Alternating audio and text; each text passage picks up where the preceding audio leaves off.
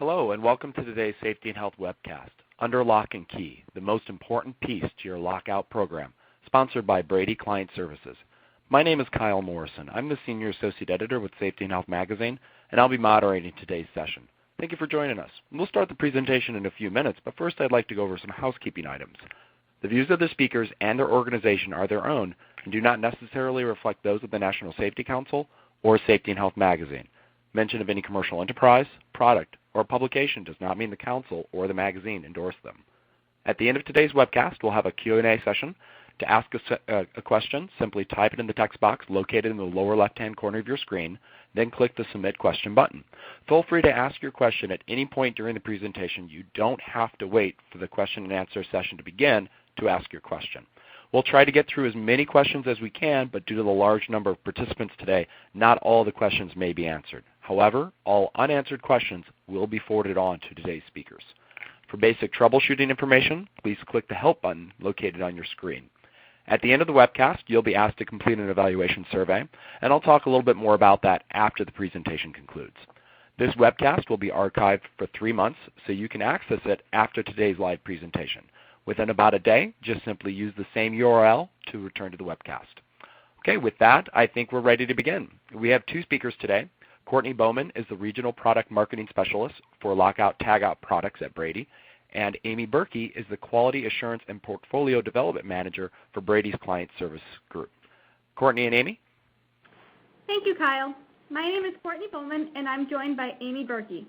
With over 25 years in the safety industry, Amy has superior command of the Lockout Tagout regulation and will use that knowledge to help navigate the group through a set of scenarios and tools to assist you as you look to implement a successful Lockout Tagout system within your facilities. Let's begin. Our goal is to help you to institute an effective lockout program or make tweaks to your current program, not only to maintain regulatory compliance, but also to foster a safe working environment for all employees. To do that, we will cover 4 key pillars. First, we will explore the regulatory basis for Lockout Tagout. Understanding this regulation is foundational before proper implementation can occur. We will then transition into a discussion around OSHA's top 10 citations list. As a teaser, Lockout is a mainstay in this list. We will look to uncover why that is. We will then move into the heart of our discussion and look to understand some of the key features of a successful program. Specifically, we will focus on the role that employees play. You'll find that employee interaction and buy-in are critical components to successful implementation. With that, I would like to turn it over to Amy to walk us through the current regulatory environment supporting Lockout Tagout. Thank you, Courtney. I'll be covering a basic overview of the regulatory environment for Lockout Tagout, again stressing basic. As Lockout Tagout, or hazard control, is integrated into several regulations and industry standards at the machine and process levels within the United States and internationally. This presentation will be primarily focused on the regulations within the United States. With that said, the primary governance for this topic comes from OSHA 29 CFR 1910-147. The Control of Hazardous Energies, also known as Lockout Tagout regulation. In addition, I wanted to highlight a few other critical areas that come into play, which are listed on the slide. OSHA Section 1910-333, Electrical Safe Work Practices, which is part of OSHA's Subpart S, as well as the Industry Consensus Standard, ANSI's Z244. Of course, there are several more where Lockout Tagout comes into play at the state and federal OSHA levels, as well as additional industry consensus standards. In fact, there are so many interrelated standards that we could do, and there have been presentations dedicated to that topic alone. As previously mentioned, this presentation is primarily focused on the U.S. regulations, specifically 1910-147. However, it is worthwhile to mention there are several other international standards that come into play both at the lockout and machinery level. This slide lists a few for your future reference.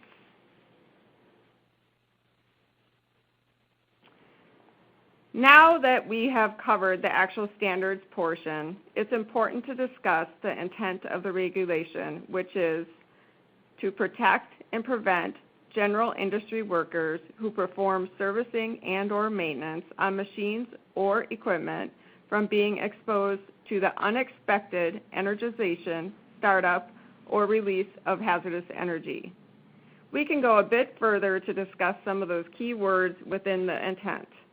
Note one of the key words is unexpected, as defined from Webster's as abrupt, sudden, unanticipated, or unforeseen. A second key word in the definition is the hazardous energy, sometimes referred to as stored energy. This is any type of energy that could be harmful to the worker or cause injury through inadvertent release or startup of the equipment.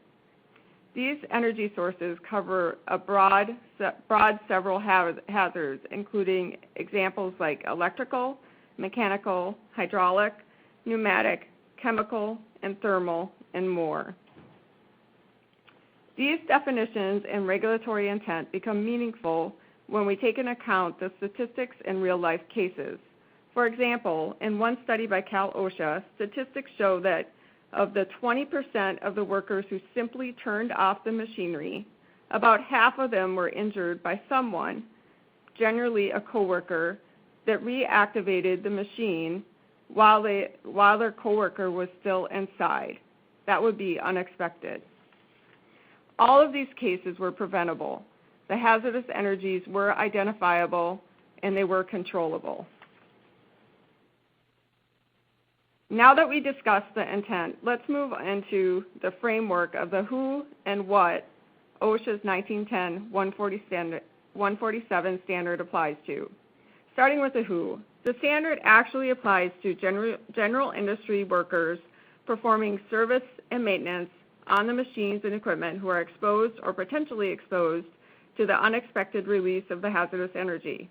With that said, you can then assume that if you are not exposed to hazardous energies, then I guess lockout tagout would not apply. No hazardous energy, no lockout tagout. But for those cases where hazardous energy does exist, the standard provides more detail in regards to those activities of which are or are not covered. So what would be covered within services and maintenance? Again, what is covered is if you have that exposure or potential exposure to those hazardous energies like that mechanical, thermal, gravitational, chemical, or activities where the employees could be exposed to the unexpected startup of the equipment or release of hazardous energy. In addition, if there's any service or maintenance activities performed during normal production operations, which is also known as MPO, if that employee is required to place any part of their body into a danger zone at the point of operation where they are exposed to hazardous energies. Now let's discuss about what would not be covered within service and maintenance. In general, there are many exceptions where service and maintenance activities are performed during NPO and minor servicings where safeguarding provisions within Subpart O, which is machine guarding, and other applicable general industry standards that are effective in preventing the worker exposure to the hazards and energy release as that provides that exception. There's also areas by other standards such as construction, agriculture, maritime that are also not covered by the standard. And lastly, there's two others to discuss, which are work on cord and plug connected electrical equipment if the equipment is unplugged from the energy source and the authorized employee has exclusive control of the plug. However, I'd like to stress that there's truly a need to understand if there's any secondary hazards attached to that piece of equipment. For example, if it was a portable air compressor, to understand that there's still a need to relieve the pressure within the system prior to working on it. And then the last one would be the hot tap operations, which has a whole nother set of requirements within hot tap. So now that we covered the who and what behind the Lockout 1910-147 standard, I wanted to highlight a few key points before we move on. As you may recall, we discussed the lockout tagout and how it integrates across other regulatory and industry consensus standards at the machinery and process levels. It's not always as simple as just following 1910-147 and then you comply. Therefore, I wanted to take a step back at this point and propose how to look at lockout tagout and machine safety overall. No matter what regulation is cited or applied, the employers truly have a duty to understand the hazards and the degree of exposure, the risk, and take appropriate measures in accordance to the hierarchy of controls and mitigate and minimize them. Not doing this willingly or unknowingly puts the individuals on a daily basis in the direct path for risk of injury, illness, or death. So it's not so much about spending hours trying to figure out which regulation applies, or more so trying to figure out or justify which ones don't apply. It's more about doing what is required because it will be required, and it's about investing time and doing what is right. So now that we discussed the regulatory basics, let's move on into lockout tagout trends within the OSHA's top 10. Courtney will be presenting this section, so I'll turn it over to Courtney. Truthfully, we could spend an entire webinar going through the intricacies of the lockout tagout regulation. We've seen that parts of the regulation have received international adoption, but for our audience today, the OSHA directive still serves as the preeminent force. We'll spend a bit more time on OSHA, specifically understanding lockout's placement in OSHA's top 10 citation list. If we look at the last 10 years, you'll see that lockout tagout has been firmly entrenched as one of the top 10 most frequently cited regulations, averaging a rank of number 5. Contrary to the chart, in 2014, lockout again held that average rank of 5. More concerning, lockout tagout ranked number 2 for most willful violations during the same year, indicating the prevalence of intentional disregard of or indifference to the OSHA requirements. How can a directive that has been in existence for decades still result in so many citations? Think about that while we test your knowledge. Which lockout tagout section is the most frequently cited over the past 10 years? 1910-147C23, new equipment must be designed to accept a lockout device. 1910-147C8, regarding performance by authorized employees only. 1910-147F3, regarding group lockout or tagout. 1910-147D4, regarding lockout or tagout device application.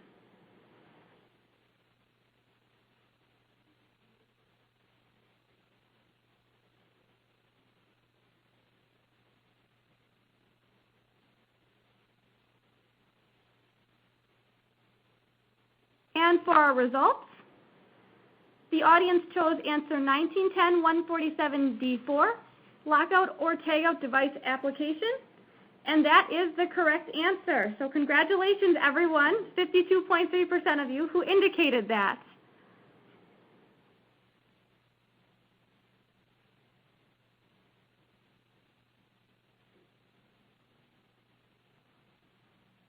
In fact, parts C and D tend to be most frequently cited. The top 5 most frequently cited sections are, in no particular order, D4, lockout device application, C6, periodic inspection, C7, training and communication, C1, energy control programs, and C4, energy control procedures. There is a large emphasis on the program overall, as this program serves as the backbone within the lockout tagout system. You'll notice that the most frequently cited portions of the regulation are rather broad, and there is good reason for this. Take energy control procedures as an example. Having that procedure is foundational to implementation of a compliant lockout program.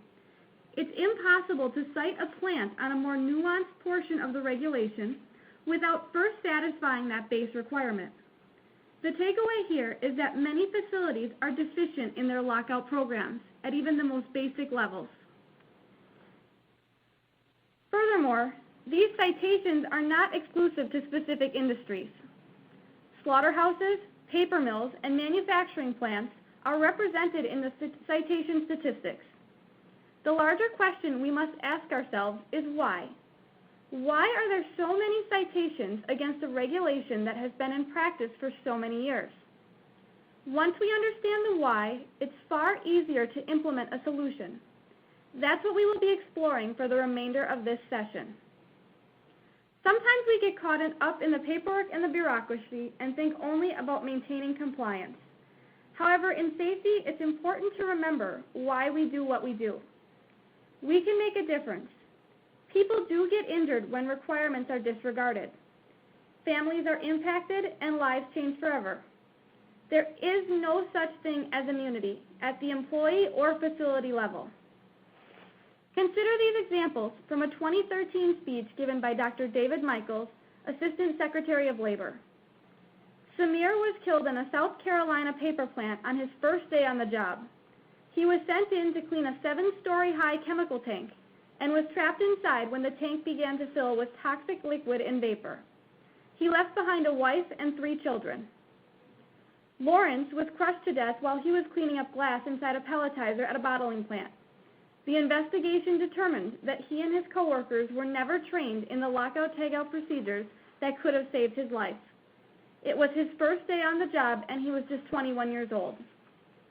We need to work to break down these barriers and to reduce these events from occurring in the future. And that's what we will discuss now. Amy? Thank you, Courtney. To truly break down the barriers and show progress within lockout tagout, there needs to be a clear effort and focus on the systems approach.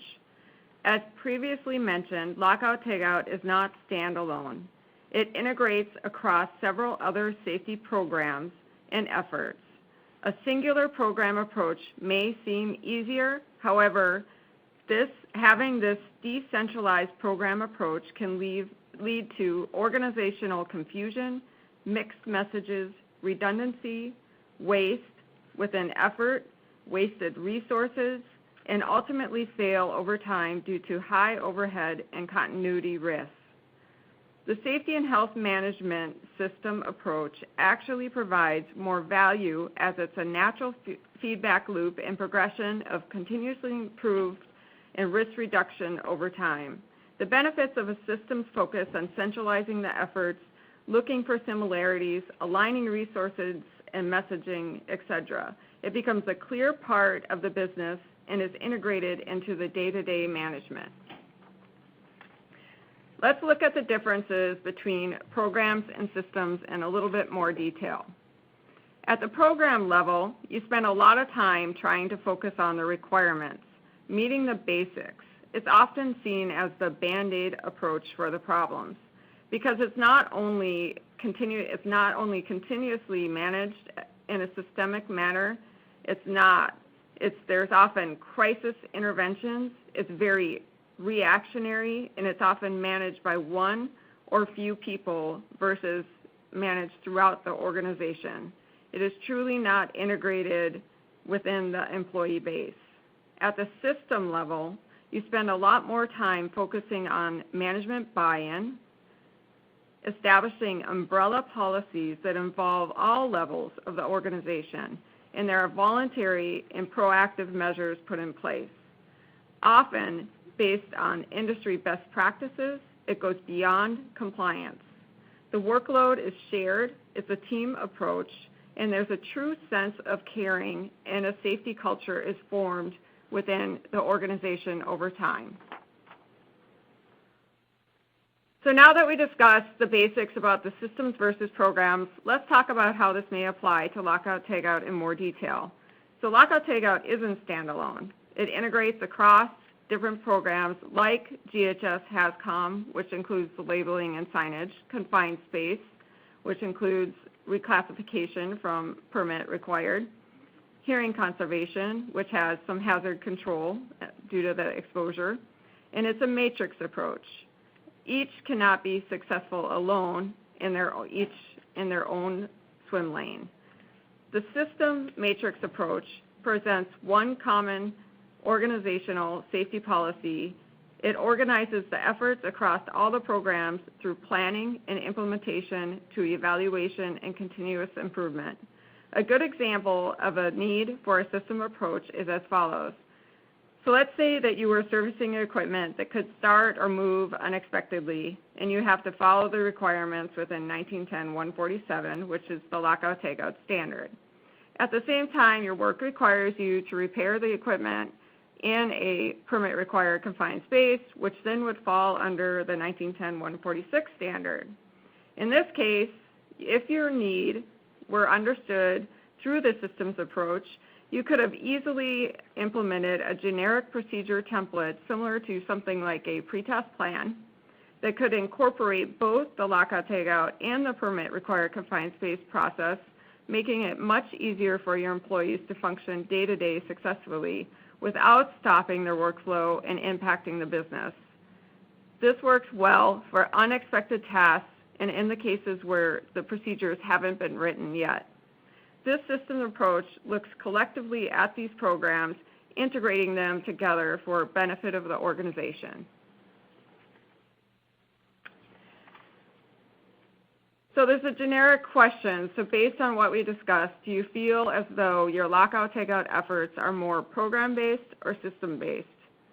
And overall, for those who are stuck in the program approach, are encouraged to reconsider making a change in how they are approaching Lockout Tagout, a change that would truly impact their Lockout Tagout performance and overall safety culture, moving them forward. Developing and implementing a safety and health management system will truly help make the difference.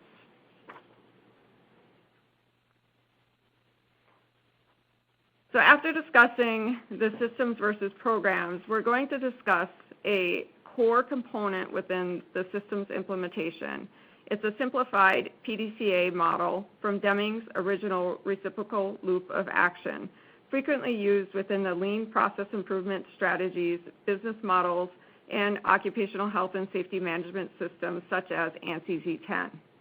It starts with a need, a purpose, something you want to improve. In this case, we're looking and discussing at Lockout Tagout. To do this effectively, we truly need some roles and responsibilities to be established within the organization. So let's discuss some. The safety system and associated PDCA loop cannot and won't start without top management.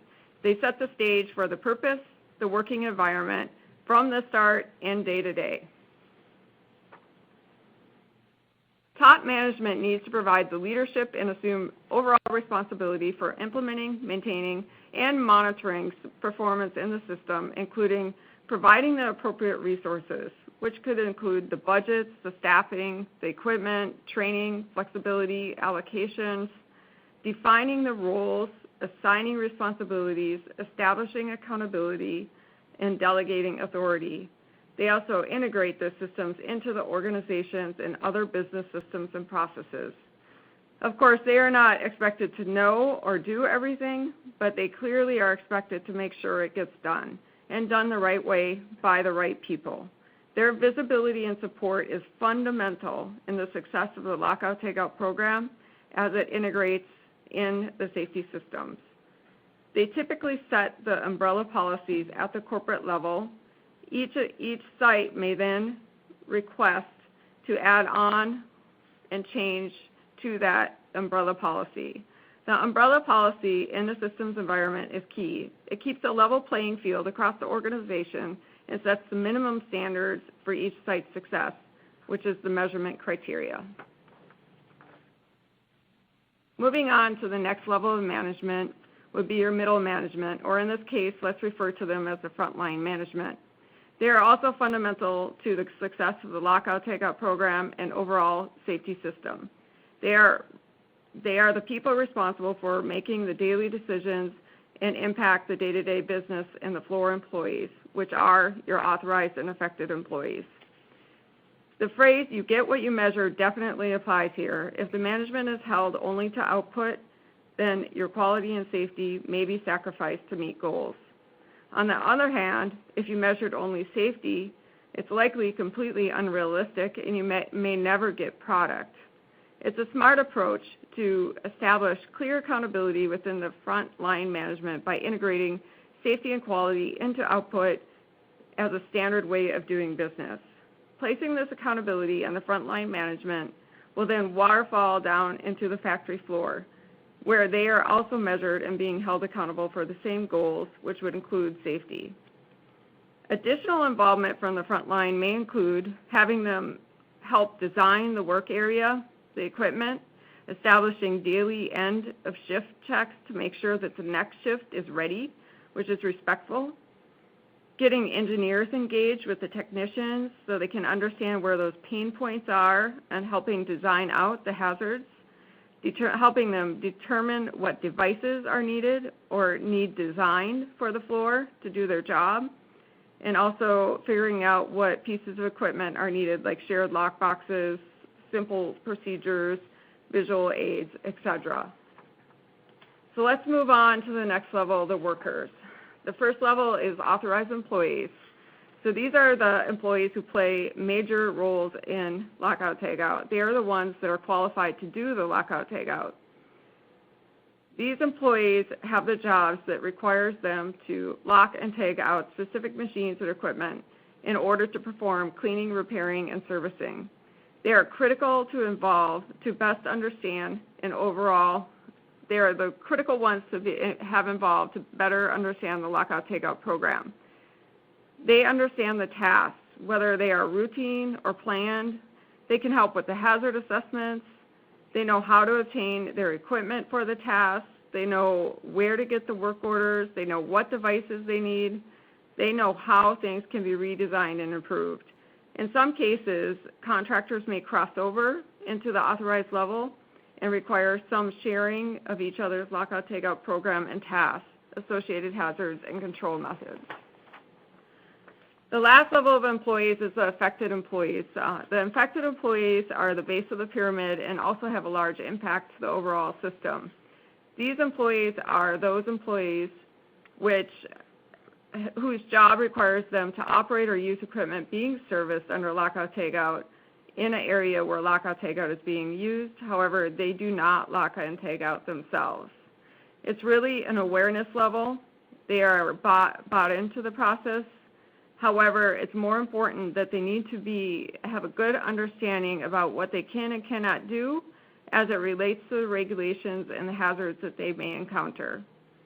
They may provide assistance to the authorized employee as requested for proper shutdown and identification of isolation locations.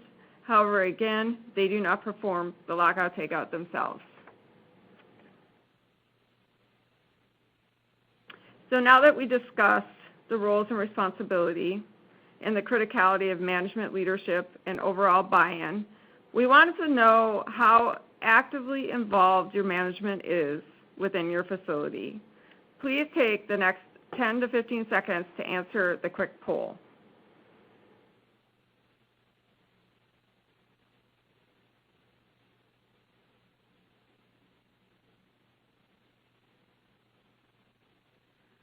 All right, and it looks like for the most part we have a very active force. If there are any additional votes that want to take place, by all means you can plug those in. But this is fantastic. For those of you who selected one or two, which appears to be basically everyone, this is great news, as it isn't necessarily the norm. An actively engaged management team will set the foundation for safety and impart its value to the workforce. So that is fantastic to see as we continue on down the path of getting management involvement. So once that supportive management is in place, we can embark on operationalizing our PDCA model to optimize the lockout tagout program. As a reminder, here is a visual representation of the model that Amy introduced earlier. We're now going to spend a little bit more time delving into this. So, to begin, the first phase to discuss is the plan phase. In this phase, it's critical to develop the overall policy statement for the company. This evokes the company's purpose, the why behind the program's development. Once the policy is in place, the lockout tagout program can be developed. Remember, the goal here is to matrix your lockout program with other programs already in your facility to promote a systemic approach to safety. This integration typically results in consistency and sustainability over time. As you put together this program, visit the manufacturing floor and engage your employees. Understand that what their roles are on a daily basis, what they struggle with, and where their chief concerns lie. Those aspects need to be addressed in your policies and procedures for true compliance to occur. Flowing from the program's development comes the design and implementation of machine-specific procedures, templates, and hazard assessments. Resources need to be made available to those who are performing these tasks. As you watch the program in action, start to design and implement in alignment with existing safety programs. All employees must be properly trained and empowered to perform their tasks, and the tools that are required for that performance must be made readily available. A good rule of thumb is this: provide your employees with what they need and hold them accountable. Now we need to determine, is it working? As you watch the program in action, take a step back and understand if it is really working. Revisit the manufacturing floor to gauge both compliance and morale. Evaluate whether your employees are retaining the knowledge you've imparted during training and are conducting themselves accordingly. Confirm that the tools they require to complete their tasks are available. As you uncover issues, make adjustments. The more involved that you are, the better the outcome is likely to be. Finally, deploy your system throughout the organization and identify your next areas of opportunity. Continue to evolve your program as you introduce new employees, new equipment hazards, and new technologies to your company. Incorporate rigor around reporting and tracking as you move toward a sustainable system. Plan, do, check, and act. This is one methodology that should get you to the end result that you want: a holistic, sustainable approach that is bigger than any one employee. And it is truly bigger than any one employee. It's important for you to realize that all employees in the organization, whether directly involved in the performance of Lockout Tagout or not, need to feel accountable for projecting a culture of safety. The best way to foster this type of ownership is through involvement at all levels. Watch your employees and understand what they are struggling with. Support them as they work toward realizing the culture of safety that you've developed. Remember, the greatest waste is failure to use the abilities of people to learn about their frustrations and about the contributions that they are eager to make. So Amy, as we walk through this, what are some easy employee wins that we can talk to? So based on our discussion, there are clearly some easy employee wins. It's critical to remember that in order for a lockout system to be successful, the right people, services, and products need to be working harmoniously. From a services standpoint, it's always beneficial to work with skilled individuals from outside of your facility who are less familiar with the factory floor arrangements. They become your second set of eyes and voice to management.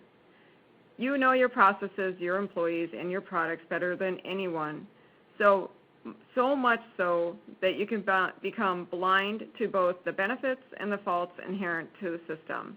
Outside eyes and a new perspective can add to a new look to your system.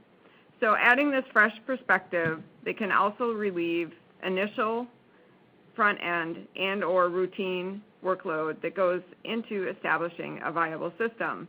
Examples of front-end work may include helping with the safety policy and associated program setup, safety assessments, training development and train-the-trainer facilitation, task-specific lockout-tagout procedure authoring services, equipment inventorying and energy source identification, visual workplace needs such as labels, floor markings, signs, and some additional examples of routine or continuous improvement work may include procedure audits and updates, new equipment installs and relocations, authorized employee periodic inspections, routine training, safety system assessments and/or program assessments, and checking to make sure the facility is aligned with any new policies or regulations. Any help in those areas can definitely benefit the facility and the employees. So additionally, when evaluating your system, it's important to remember that your employees are going to be more engaged when they have the appropriate tools to complete their jobs. This includes both traditional lockout products like locks and devices, as well as products that assist with labeling, identifying, and tagging and organizing. Understanding and truly understanding and working with your employees to understand the needs is one of the most critical items. Actually going to the floor and working with them is critical. In some cases, it is to take away their frustrations. Set up their areas for success. Make sure they have the locks, the tags, lock boxes, devices, etc. Use centralized stocking systems to maximize efficiency. Possibly integrate restocking programs and/or shadow board techniques for cross-shift accountability. Use systems to meet, exceed employee need with overall accountability and sustainable success and continual improvement. So in summary, Lockout Tagout continues to prevail as a member of OSHA's top 10. Trying to comply and adding rules will not be the solution. If we're going to strive against that trend, it is imperative that we start looking at Lockout Tagout in a systematic approach, fully integrated with other programs within a facility. This approach is supported by a best-in-class mindset, where safety is valued at all levels within the organization and continuously monitored for improvement opportunities. It takes management to lead and create the right atmosphere, one that grows and changes as the company does the same. And with that, I wanted to finish with my professional perspective on Lockout Tagout and safety overall, and truly based on my experience of what makes a difference. So we sometimes get caught up in society's mindset or perception that things should be easier or they're just not your responsibility. And safety, and especially Lockout Tagout, it's everyone's responsibility. And with responsibility comes caring, as there is a human aspect to safety that no one should ever forget. Lockout Tagout programs integrated with great systems do take a lot of work, and they take a lot of caring. But it's an investment of your company's future, your employees' health and well-being, and more importantly, your ability to look at yourself in the mirror every day, knowing that you chose to do that work and not look the other way. You took that accountability, you cared for your own safety and others. As we conclude, there are many solutions, many options and approaches that we discussed, but it takes individuals within the organization to make a difference, to be the catalyst for change. It takes them to help establish those systems and move that Lockout Tagout out of the top 10. All of you have that opportunity, and we are hopeful to see Lockout Tagout fall out of the top 10 in 2015. Thank you. Great. Thank you both for that wonderful presentation. We're going to start the Q&A in just a few minutes. We have a lot of questions, and I want to make sure we get time to get through as many as we can. But before we get to the Q&A, I wanted to remind everybody of the evaluation survey I mentioned at the top of the hour. The evaluation survey should be appearing on your screen, and we ask that you consider completing it to let us know your thoughts. Your input is important because it directly affects future webcasts. It helps us improve our webcast for you all. So I hope you do take the time to fill it out. If you don't see the evaluation survey on your screen, make sure your pop-up blockers are turned off. Okay? Let's get to some questions. Courtney and Amy, your presentation covered a lot of points, and there is a lot of content out there that may overwhelm individuals about lockout, tagout programs. What's the best way to approach implementation of a lockout, tagout program using a systems approach? Well, that's an excellent question. I think the first way is to actually choose your system. There are several options, including things like the ANSI Z10 or referring to the Occupational Health and Safety Assessment Series 18001. So as you're doing that and choosing your system, you definitely would want to take the time to gain the management buy-in and start prepping the organizational alignment from a culture standpoint. And then I think it gets to the meat of the program, looking at the elements of lockout, tagout, and start building that structure, making sure those are in place, which would include the written program itself, the training, the procedures, the audits, the equipment needed, the devices, so that you do have some of those basics. You clearly won't get everything done at once, so putting those basics in place and including the generic forms and templates will be critical as you develop your risk assessments and move things forward. Okay, great. Now, you talked a little bit about generic templates and programs, and we had some listeners who were wanting to know, do you have any recommended sources where templates can be found? Are there places to get additional assistance? Absolutely. I think the web itself provides a wealth of resources, as well as does OSHA, both the website and the consultative branches, both at the federal and state levels.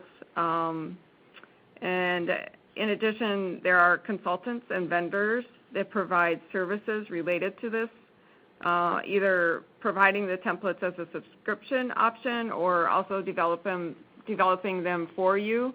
And I think if they had any questions, there's typically distributors that can help direct them into the options that are available to those companies. Okay, great.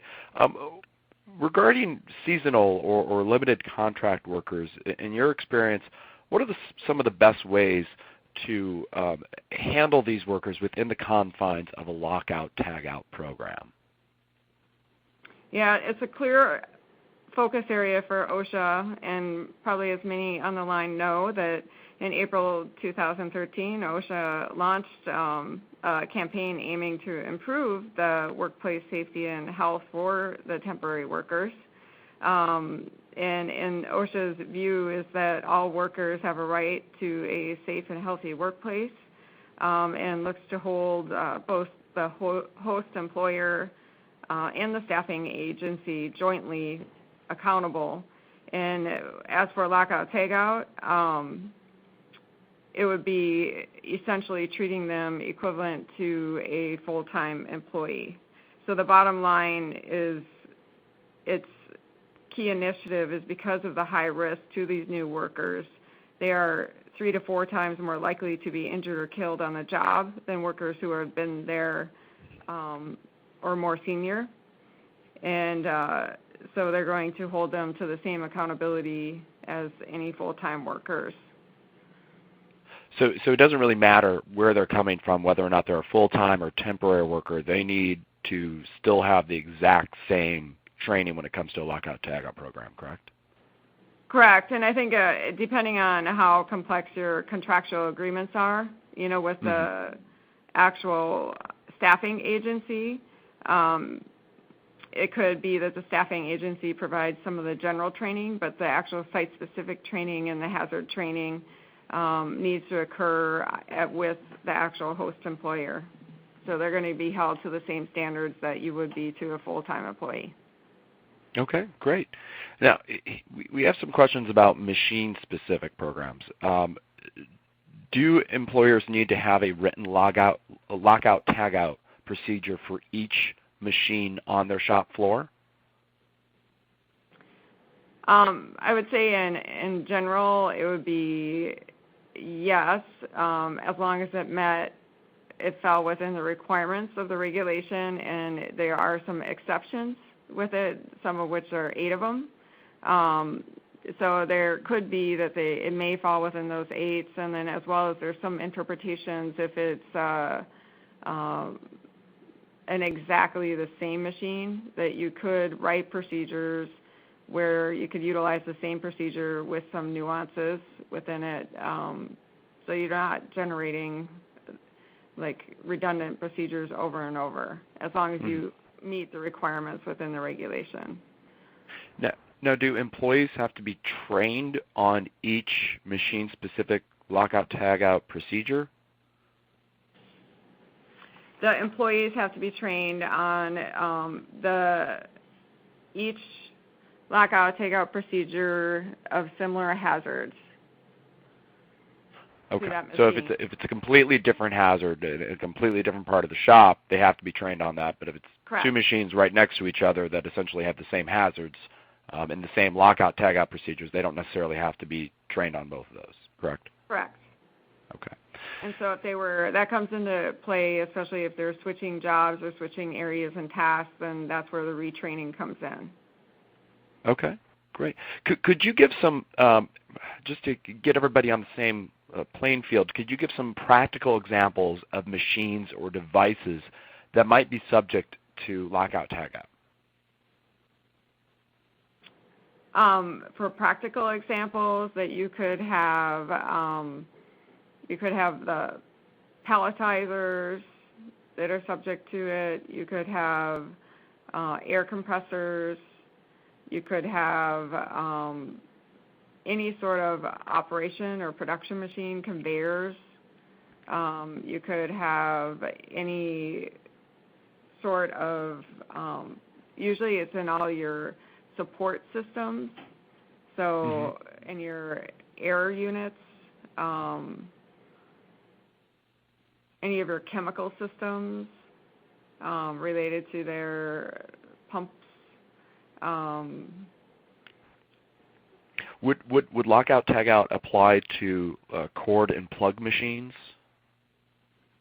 In some cases, in most cases, no, as long as it relies under the exclusive control of the person who is working on it, and you can easily control it actually with a lock and tag at the end of the plug. At the end of the plug.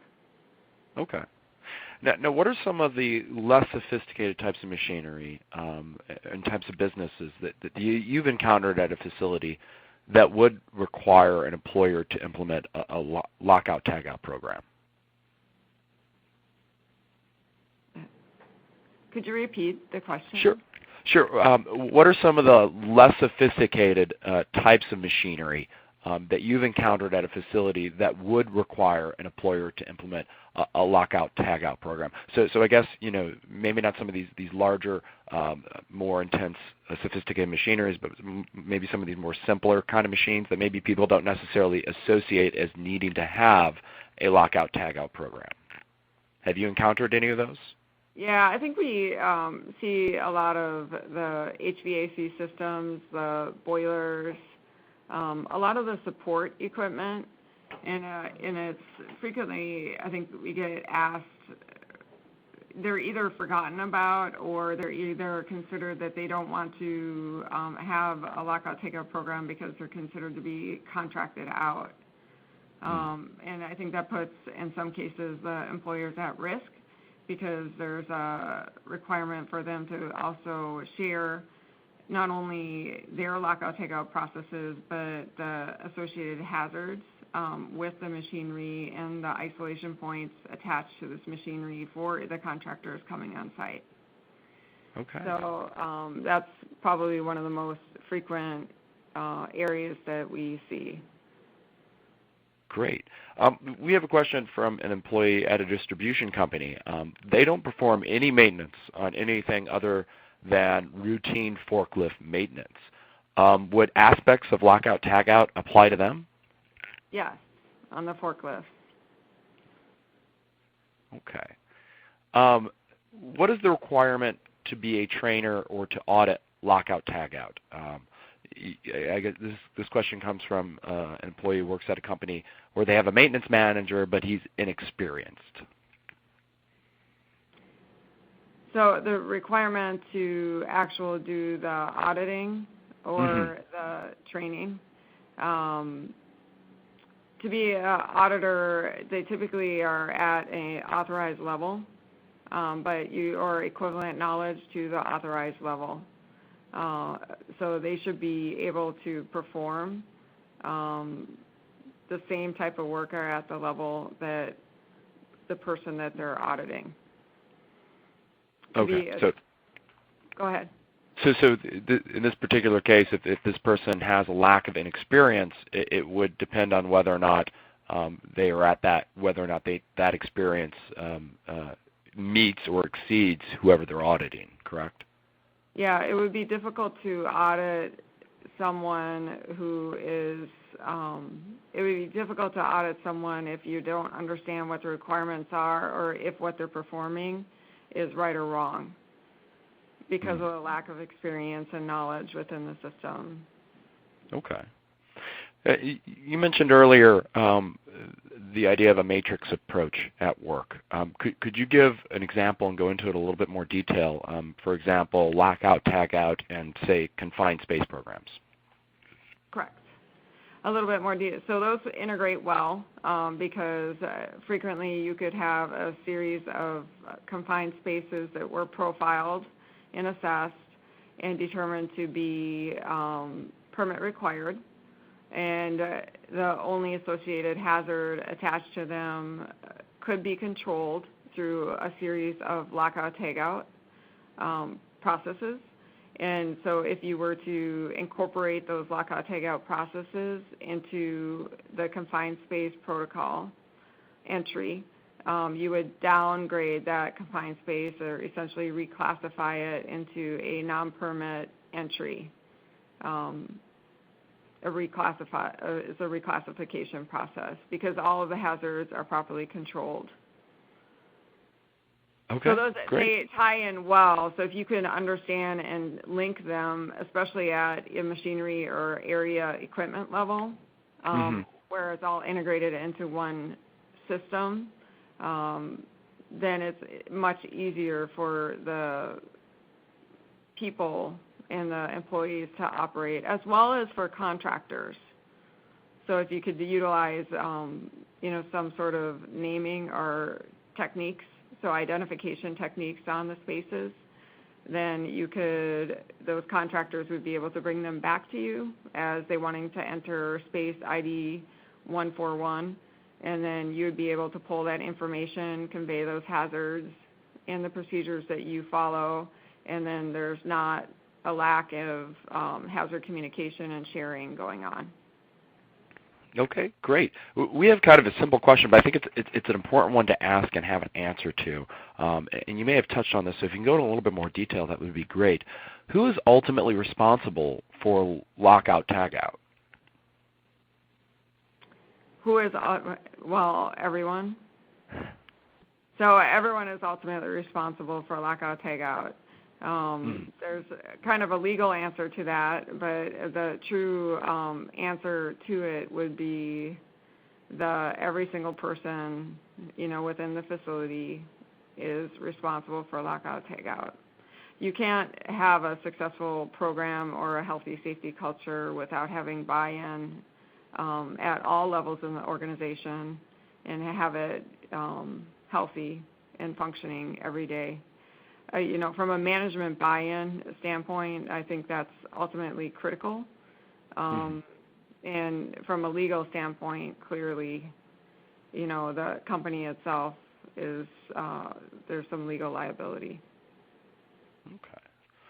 So it falls on everybody from the worker on the floor to the head office. Yeah, and it falls on the worker on the floor to be able to convey and communicate the hazards and to be able to not do the workarounds and to be able to communicate ideas on where machine guarding may be needed or ideas on how to re-engineer the machines and, instead of just getting frustrated, to take that frustration to the next level and make it positive and proactive and, make change within the facility. Okay. We have time for a couple more questions here. I want to get to this one. Can you use a plastic lock to lock out energy sources?